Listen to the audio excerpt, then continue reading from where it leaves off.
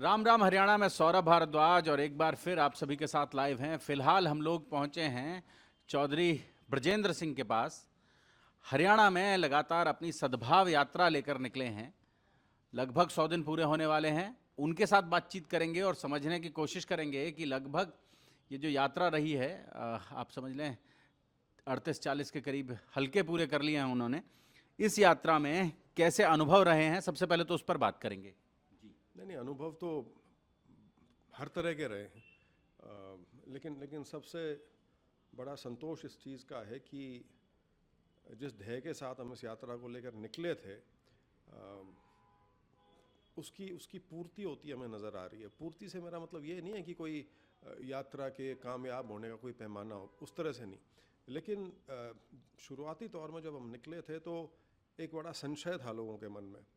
शायद हमारे साथियों के मन में भी रहा हो, शायद मेरे मन में भी रहा हो कि इतना बड़ा बीड़ा उठा लिया पूरे प्रदेश के 90 के 90 हलकों में यात्रा ले जाने का। तो मुझे भी ये था कि जींद या हिसार के बाद जब यहाँ से निकलेंगे तो कौन जानेगा, कौन साथ लगेगा नहीं लगेगा। लेकिन जैसे जैसे यात्रा बढ़ी है, पहला हमें इस चीज़ का आभास तब हुआ कि हम ठीक रास्ते पे हैं पूरी तरह से, जब हम प्रथम चरण हमारा 14 हलकों का जब ख़त्म हुआ, जो मुख्यतः हिसार लोकसभा और जींद जिले का था। उसके बाद दूसरा चरण नांगल चौधरी से शुरू हुआ, महेंद्रगढ़ ज़िले का, बिल्कुल राजस्थान के साथ लगते इलाके से।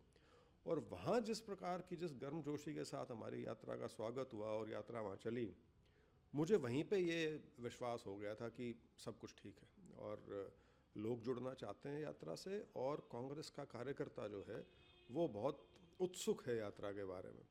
बाकी अनुभव, सारे अनुभव मैं कहूँगा अच्छे ही हैं। आप अलग अलग इलाकों से निकले हैं, अलग तरह के लोगों से मिले हैं, आपने अलग अलग तरह का राजनीतिक पारा देखा है उन इलाकों में।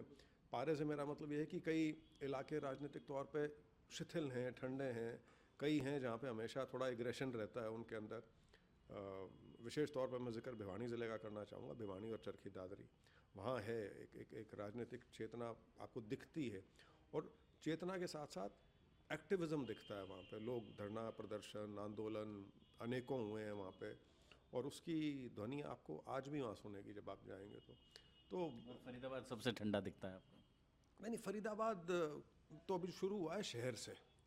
शहरों का तो सिस्टम हर जगह मुझे ऐसा लगता है कुछ अलग ही होता है, क्योंकि लेकिन शहर की अहमियत ये ज़रूर हो जाती है कि यदि आप शहर के मुख्य बाज़ारों से कोई भी प्रोसेशन लेके यदि निकलें तो शहर में, क्योंकि हर इलाके का आस पड़ोस का सारा व्यक्ति वहाँ शहर के अंदर आया होता है, तो कम से कम प्रचार के माध्यम से तो सबसे इफ़ेक्टिव है शहर की जो यात्रा है। क्योंकि वहाँ तो आपको गांव-गांव जाना पड़ता है। शहर में तो आप बाज़ार से निकलते हैं, वो पता नहीं कितने हज़ारों लोगों तक वो बात जाती है उसके बाद। तो शहर उस नाते, और शहर तो अब क्योंकि 8-10 शहर बीच में आ चुके हैं, तो शहरों में तो करीब करीब सिमिलर ही रहता है। और हाँ, अलग है शहर और गांव की यात्रा, दोनों में फ़र्क है। गांव में जाके आपको मैसेज देना पड़ता है, शहर में मैसेज चलता रहता है, लोग उसको पकड़ लेते हैं वहाँ पे। ये थोड़ा सा फ़र्क है।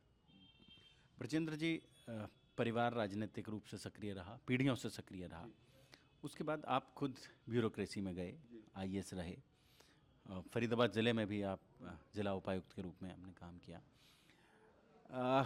अब फिर राजनीति में हैं, तो कैसे देख रहे हैं कि वो जो समय, जो एक ब्यूरोक्रेसी में जो समय बीता और जो अभी पॉलिटिक्स में आप एमपी भी रहे? ये देखिए, मैंने 21 साल नौकरी की, और इस चीज़ के लिए मैं हमेशा अपने आप को, मैं ये तो नहीं कहूँगा अपनी पीठ तपाता हूँ, लेकिन अपने आप को, मुझे संतोष है इस चीज़ का कि इतनी लंबी नौकरी मैंने बड़ी साफ़ सुथरी की है। कोई ज़्यादा कंट्रोवर्सीज उसमें नहीं है, और एक ईमानदारी के साथ की है। कभी अपने आप को मैंने इनएक्सेसिबल अफसरों में मेरी गिनती कभी नहीं थी।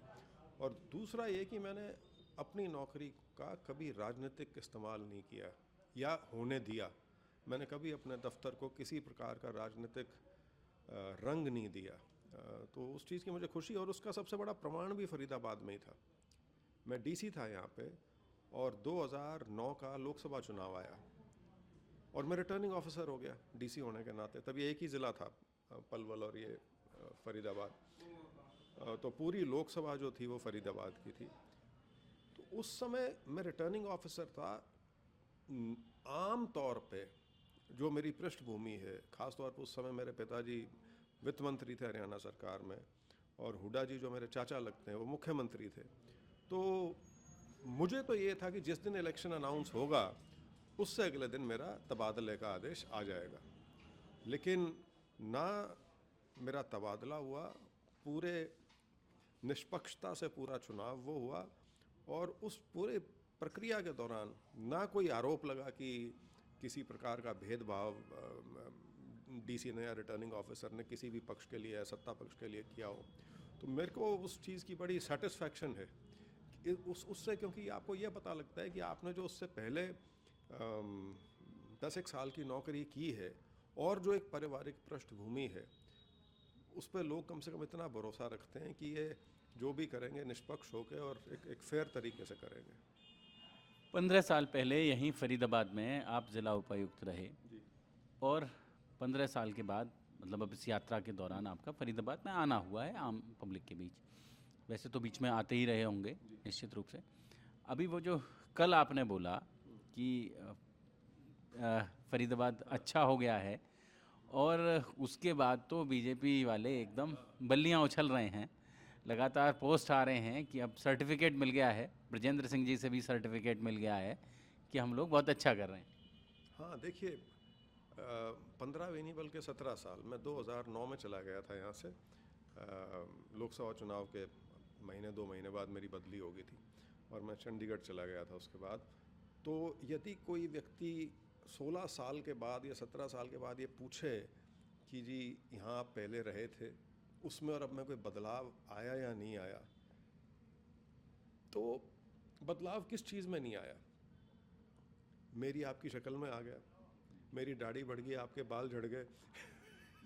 ठीक है, 3600 चीज़ें होती हैं, लेकिन क्योंकि उस बात को, और दूसरा ये है कि जब 16-17 साल होते हैं तो कुछ तो बदला ही होगा, कुछ बेहतरी के लिए बदला होगा, कुछ खराबी के लिए बदला होगा, तो बदलाव तो होता है। लेकिन मुझे शाम को पता लगा जी आपके बयान को तो बिल्कुल ऐसे दिखा दिया जो आपने कहा कि बीजेपी तो खुश हो रही है। अगर वाकई अच्छा काम हुआ हो तो मैं उसको एक्सेप्ट करने में भी झेंपता नहीं कभी। मैं उस तरह की बात नहीं करता कि मैं सिर्फ एक जो लाइन है रटी रटाई वही बोलता रहूं। लेकिन क्योंकि ये मुद्दा बनाया है तो इस पे मैं जवाब ज़रूर देना चाहूँगा छोटा सा, कि फरीदाबाद में जो परिवर्तन होना शुरू हुआ है या जो उस परिवर्तन का पूरा आधार है वो दो चीज़ें हैं। एक, दिल्ली मथुरा कॉरिडोर जो बना, उसका ख़ास तौर पे जो पहला आपका दिल्ली से और वो 4.5 किलोमीटर वाला जो है अपना फरीदाबाद का स्ट्रेच जो है, जो ये आपका जो बेसिकली फरीदाबाद की दिल्ली से कनेक्टिविटी जो ट्रैफिक की वजह से ख़त्म थी, लोग कतराते थे इस सड़क पे। फ्लाईओवर बना कॉमनवेल्थ के दौरान। एग्जैक्टली 2010 में वो कंप्लीट हुआ वो, और वो एक्चुअली इकलौता प्रोजेक्ट नहीं है, वो पूरा दिल्ली मथुरा कॉरिडोर का पार्ट है, लेकिन वो 2010 में कंप्लीट हुआ। और उसके बाद 2013-14 वो सारा प्रोजेक्ट निरंतर चलता रहा। एक वो, और दूसरा मेट्रो भी ये जो आपकी फरीदाबाद में आई, ये 2012 में बननी शुरू हुई, और जब कंप्लीट हुई तो मोदी जी ने आकर उसका फीता काट दिया। मतलब ये कि फरीदाबाद की जो लाइफ लाइन्स हैं आज के दिन, वो दोनों की दोनों कांग्रेस के टाइम की हैं। वो मेट्रो जिसका मोदी जी ने क्रेडिट लिया उसका उद्घाटन करके, उसमें 1 इंच भी आगे नहीं जोड़ा गया, वो वहीं की वहीं है, जहाँ तक बनी है वहीं है, उसके आगे पिछले 11 साल में वो मेट्रो कहीं नहीं बढ़ी। उसके अलावा यदि आ जाएं बड़ी चीज़ें, इनके अलावा नाहर सिंह स्टेडियम हरियाणा का प्रीमियर स्टेडियम था, और जिस समय मैं था यहाँ पे डीसी, उस समय हमने बहुत कोशिश भी की थी, क्योंकि बीसीसीआई बहुत इच्छुक था। हरियाणा एक अच्छा क्रिकेट प्लेइंग स्टेट रहा है, हम रणजी ट्रॉफी के चैंपियन भी रहे हैं 90s में। तो बीसीसीआई की बड़ी इच्छा थी कि, क्योंकि चंडीगढ़ के स्टेडियम में मैचेस होने बंद हो गए थे जब से मोहाली बना, और नाहर सिंह स्टेडियम की वो हालत नहीं बची थी कि उसमें इंटरनेशनल मैच हो सके। मेरे ख्याल से 2005 या 6 में आखिरी इंटरनेशनल मैच हुआ था, वनडे हुआ था एक।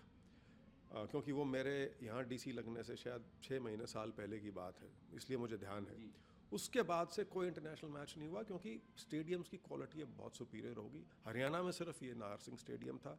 बीसीसीआई इसको बनाना चाहती थी नए सिरे से, लेकिन किन्हीं कारणों से वो नहीं बना। और अब तो बताते हैं कि 10 साल से वो स्टेडियम ही बंद है, टूटा पड़ा है बिल्कुल। उसका कोई प्रयोग ही नहीं हो रहा।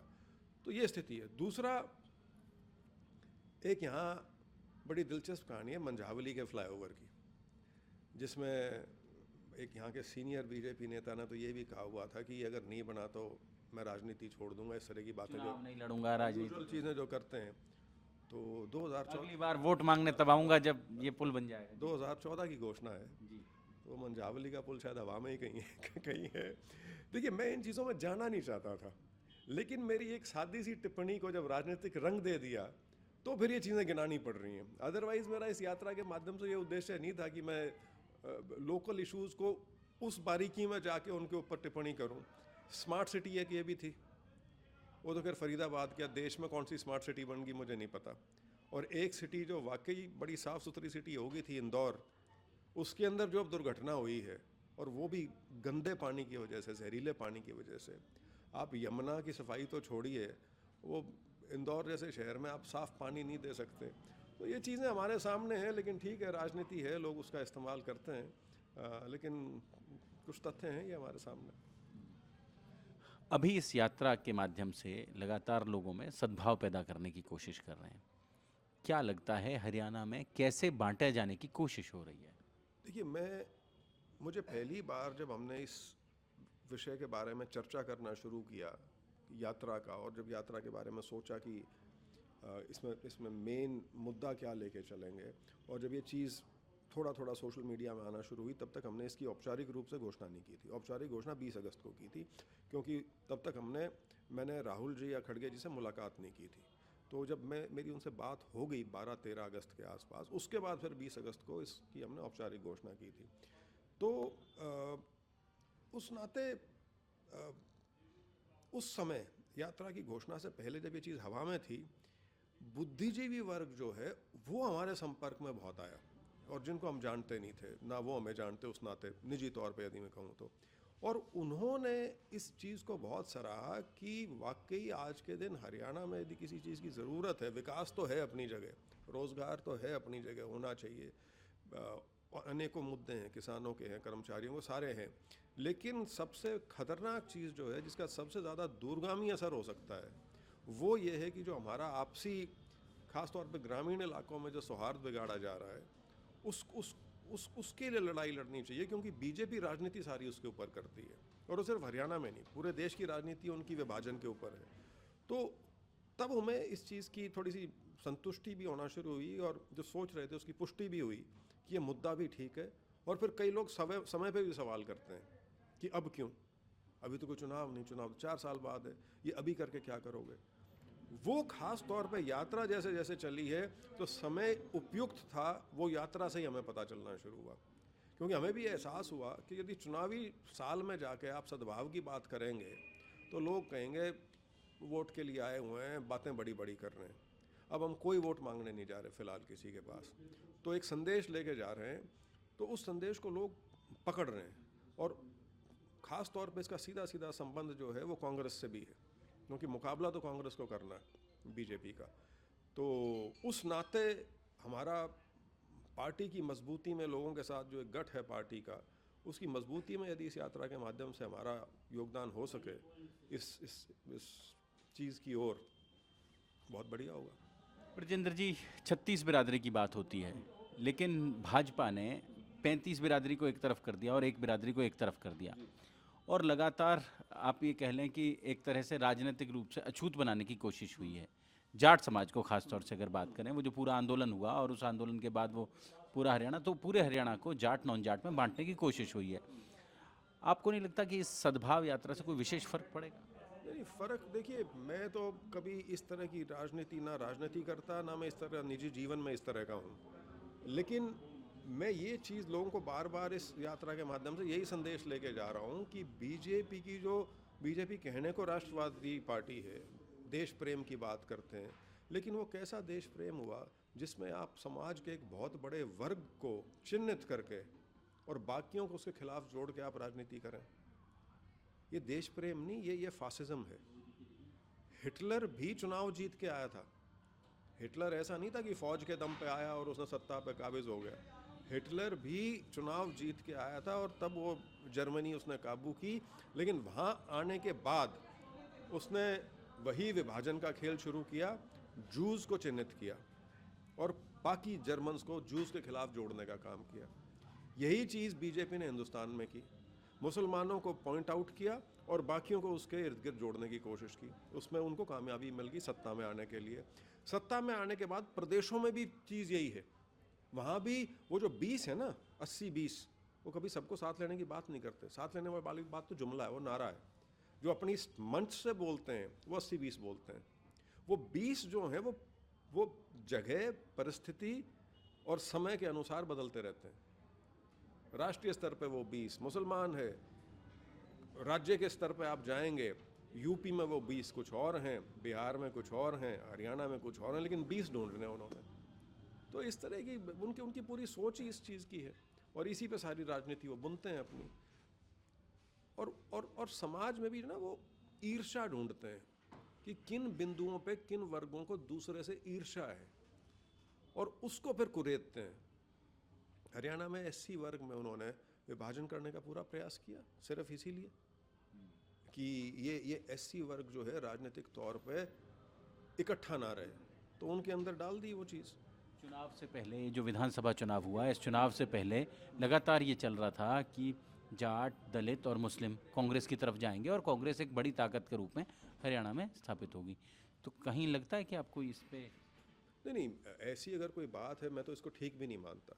कांग्रेस हरियाणा में हमेशा सर्व समाज की पार्टी रही है, उसमें किसी एक ये कांग्रेस कभी भी हरियाणा में किसी जाति विशेष की पार्टी नहीं थी। यहाँ जाति विशेष की पार्टियाँ प्रादेशिक पार्टियाँ थी, रीजनल पार्टीज़। कांग्रेस कभी उस तरह की पार्टी नहीं रही। और शायद ये जो आपने वर्ग गिनाने शुरू किए, यही अनफॉर्चुनेट पार्ट रहा कांग्रेस के लिए कि कांग्रेस कभी वो पार्टी नहीं थी जो 1, 2, 3 या 4 समाज के हिस्सों के इर्द गिर्द बुनी गई हो। कांग्रेस तो सबकी थी। लेकिन शायद जो आप कह रहे हैं कुछ हद तक ठीक है। पिछले हालिया कुछ समय में, पिछले 1 दशक या 10-12 साल में ऐसे हालात बने और वो सामने भी आया, फिर दिखा। ब्रजेंद्र जी, अभी जो हरियाणा में कानून व्यवस्था को लेकर बात हो रही है, लगातार बात ये हो रही है कि यहाँ गैंगस्टर्स जो हैं वो हरियाणा चला रहे हैं, कितना सत्य मानते हैं आप? पहली बार हरियाणा में ऑर्गेनाइज्ड क्राइम पनपना शुरू हुआ है। क्राइम तो होता है, हर जगह होता है, ख़ास तौर पर जब नए शहर आते हैं, नया पैसा आता है तो क्राइम उसके साथ आता है। लेकिन ऑर्गेनाइज्ड क्राइम को हरियाणा में कभी बढ़ावा नहीं मिला था इस सरकार से पहले। अब तो मेरे ख्याल से सरकारी आंकड़ा है 62 या 63 ऑर्गेनाइज्ड गैंग्स हैं जो अब हरियाणा में ऑपरेट कर रहे हैं। और ये आंकड़ा भूपेंद्र हुड्डा जी ने भी 2-3 बार अपनी प्रेस कॉन्फ्रेंसेस में उजागर किया है और ये बहुत बहुत बहुत खतरनाक चलन है ये। तो और लॉ एंड ऑर्डर के मामले में तो ये सरकार की दिलचस्पी भी नहीं लगती। मैं एक उदाहरण हमेशा देता हूँ, यदि आप सीनियर डीएसपी को वर्दी में एक व्यक्ति के साथ बिठा के, जिसकी कोई सरकारी हैसियत नहीं है, जिसकी कोई राजनीतिक हैसियत नहीं है, आप कैमरा के सामने उस डीएसपी से माफ़ी मंगवाएं एक ऐसे काम के लिए जो उसने ठीक किया था, प्रोटोकॉल के हिसाब से किया था, तो क्या तो आप उस पुलिस से उम्मीद रखेंगे? और दूसरा, आईजी पूरण कुमार की आत्महत्या में जो चीज़ उजागर हुई कि हमारा जो पुलिस का जो ऊपर वाला सारा तंत्र है वो कितना दूषित हो चुका है, तो लॉ एंड ऑर्डर की तो यही हालत होगी जो है। ऐसा समझ में आता है कि नायब सिंह सैनी जी केवल कठपुतली मुख्यमंत्री हैं, सरकार कोई और चला रहा है, ये भी आरोप कांग्रेस की ओर से लगातार लगते रहे। कांग्रेस को आरोप लगाने की ज़रूरत नहीं है। मुख्यमंत्री ने खुद कबूला है कि मैं तो चपरासी की बदली तक नहीं कर सकता। ये तो कांग्रेस ने आरोप नहीं लगाया, ये उनके शब्द हैं।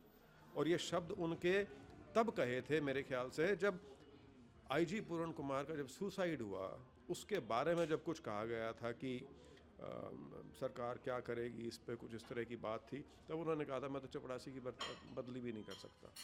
तो जब मुख्यमंत्री खुद ही अपने आप को इतना असहाय प्रस्तुत करते हैं तो क्या उम्मीद रखेंगे फिर। मेरे मित्र हैं वैसे, वो बहुत भले आदमी हैं, सांसद रहे आपके साथ तो। लेकिन मुख्यमंत्री वाला बर्ताव नहीं कर रहे। ये स्टेटमेंट कोई मुख्यमंत्री दे, इससे ज़्यादा दुर्भाग्यपूर्ण बात हो नहीं सकती, और ये उनका स्टेटमेंट है। अभी आधी यात्रा हो गई है, आधी यात्रा और लगभग रहती है। हाँ, अभी हमको 3.25 महीने हो गए और मेरे ख्याल से 3.5 महीने 4 महीने शायद और चलेगी यात्रा, क्योंकि आज हमारा 38वां हल्का है जिसका समापन हो जाएगा। 52 हल्के बचेंगे इसके बाद, तो लगेंगे अभी तो 3.5 महीने तो।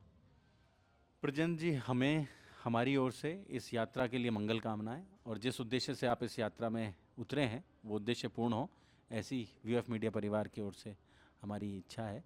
हरियाणा जोड़ेंगे आपको ऐसी ही और महत्वपूर्ण चर्चाओं के साथ। बहुत बहुत धन्यवाद।